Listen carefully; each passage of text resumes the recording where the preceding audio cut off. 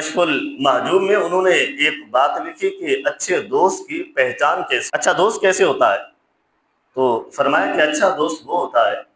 جس کے پاس بیٹھ کر تمہیں کوئی دینی فائدہ ہو رہا ہو، دین میں کوئی فائدہ مل رہا ہو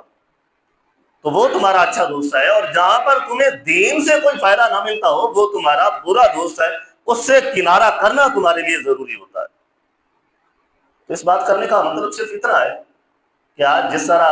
مرزا جہلمی وغیرہ یا ایسے لوگ جو دین کے بارے میں ہمارے ذہنوں کو خراب کرتے ہیں، ان سے ہمیں جان چھڑانی چاہیے، یا ایسے لوگوں سے جو فتنہ پیدا کرنے والے ہوں، ہماری ذہنیت کو خراب کرنے والے ہوں، تو ایسے دوستوں سے بھی چھٹکارا کرنا، الگ ہونا ہمارے لیے ضروری ہوتا ہے۔ اور حدیث مبارکہ میں یہ ہے، ترمذی شریف کی حدیث مبارکہ ہے کہ حضور صلی اللہ علیہ وسلم نے فرمایا کہ الرجل علی دین خلیلہ، الرجل علی دین خلیلہ، کسی مرد کو پہچاننا ہو، کسی جوان کو پہچاننا ہو، کسی آدمی کو پہچاننا ہو کہ اس کا مسلک، اس کا مذہب کیسا ہے، وہ کس طرح کا بندہ ہے، اور اس کا اٹھنا بیٹھنا کن لوگوں سے ہے، جن لوگوں کے ساتھ اس کا اٹھنا بیٹھنا ہو تو اس کا وہی مذہب سمجھ لینا ہے، اس کا وہی عقیدہ سمجھ لینا ہے۔ آج اگر ہمارا معاذ اللہ کسی ہندو کے ساتھ دوستی ہے تو پھر ہمیں اپنے مسلک کو نہیں، ہمیں اپنے دوست کو دیکھنا ہے، اس کے دوست کو دیکھنا ہے۔ اگر اس کا دوست ہندو ہے تو صاف ظاہر ہے وہ اس کو بھی ہندو بنائے گا،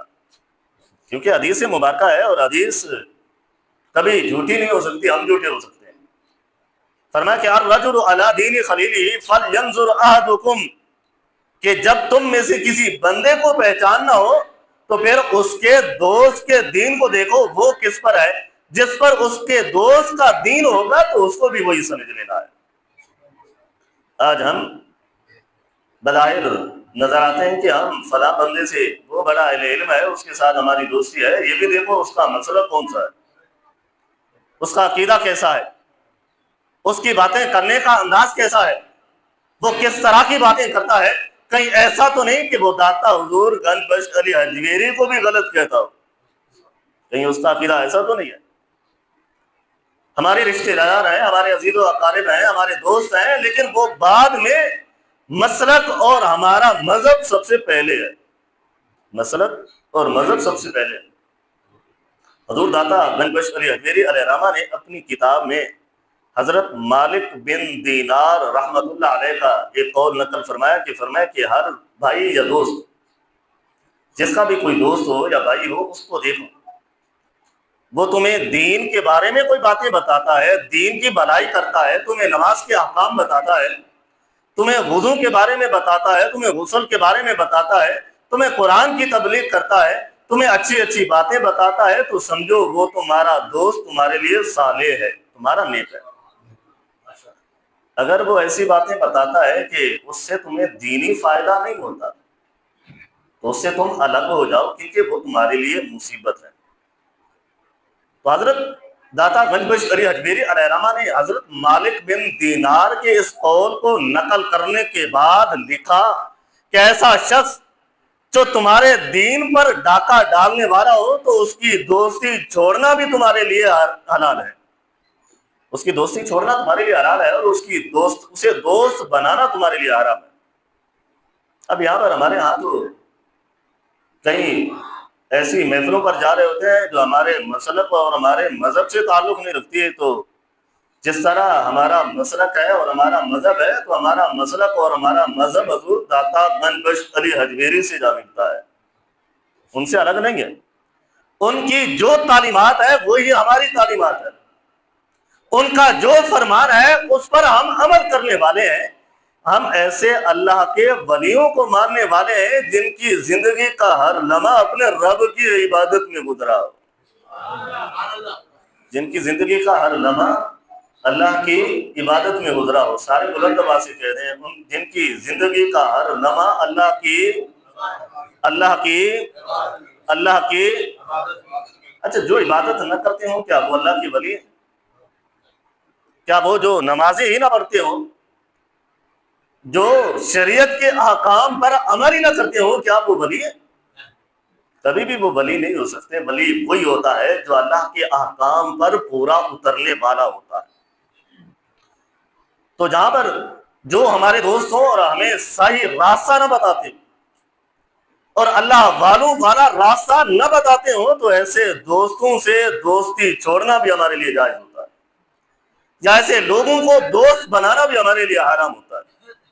حضور داتا گنج بخش علی اجمیری علیہ الرحمہ نے کشف المعجون میں ایک واقعے کو نقل فرمایا کہ ایک شخص تھا جو بیت اللہ کا طواف کر رہا تھا اور ساتھ میں دعائیں بھی مانگ رہا تھا، اے اللہ میرے دوستوں کو نیک بنا دے،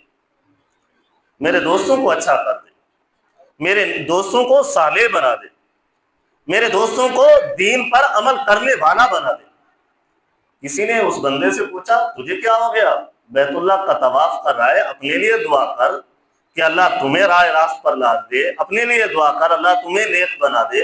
اپنے لیے دعا کر اللہ تیرے گناہوں کو معاف فرما دے۔ تو کیسا بندہ ہے جو یہاں کھڑے ہو کر بھی اپنے دوستوں کی بھلائی کے لیے دعا مانگ رہا ہے؟